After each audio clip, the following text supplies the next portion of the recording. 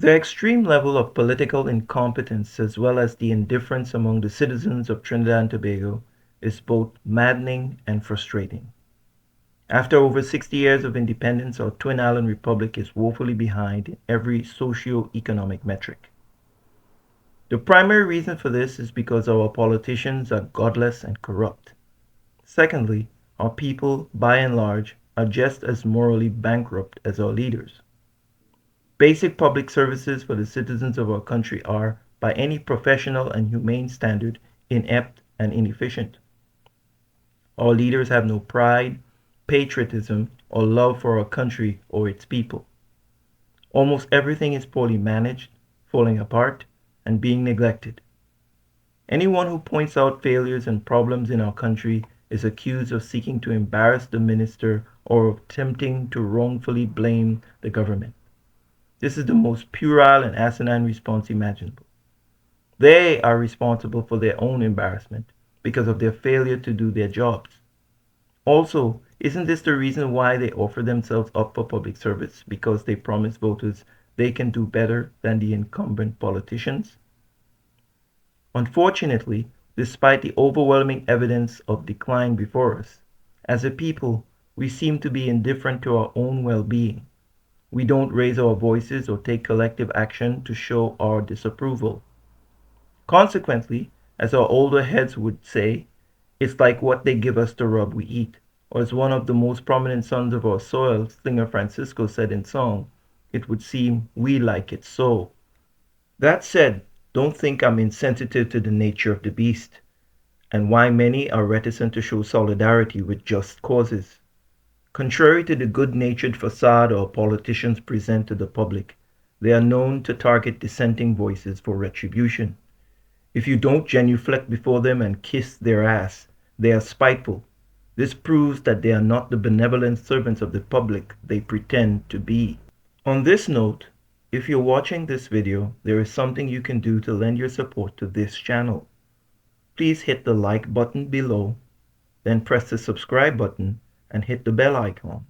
This will allow you to get a notification when I post other videos, and it will help more people to see this and other stories. Please note, your personal information is not made available to anyone when you do this. Thank you. Now let's look at the transportation hub for Route 2 maxi taxi drivers in Sangre Grande. It stinks to high heaven.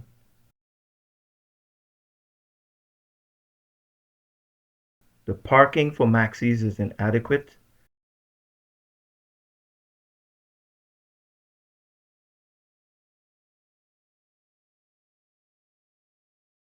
There are pigeons in the ceiling whose droppings stain the floor.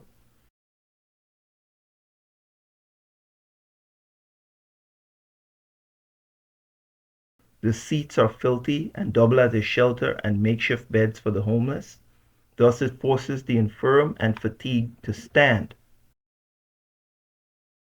All the light fixtures and electrical outlets have not been working for decades.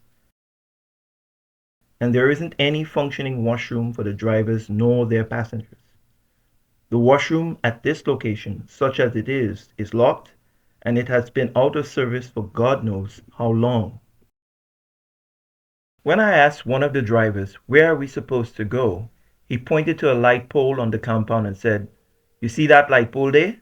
That's where you're now. How disgusting. Subsequently, though, they upgraded the pole and placed a porta potty next to it.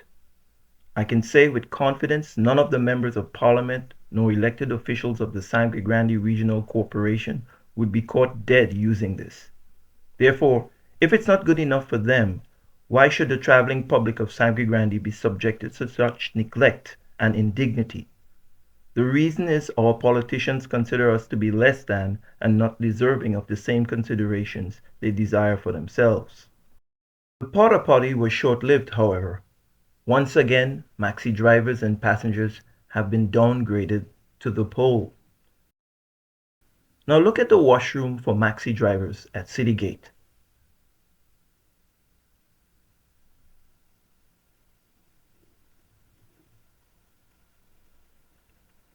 This noticeable contrast tells us all we need to know about what they think about people in this region.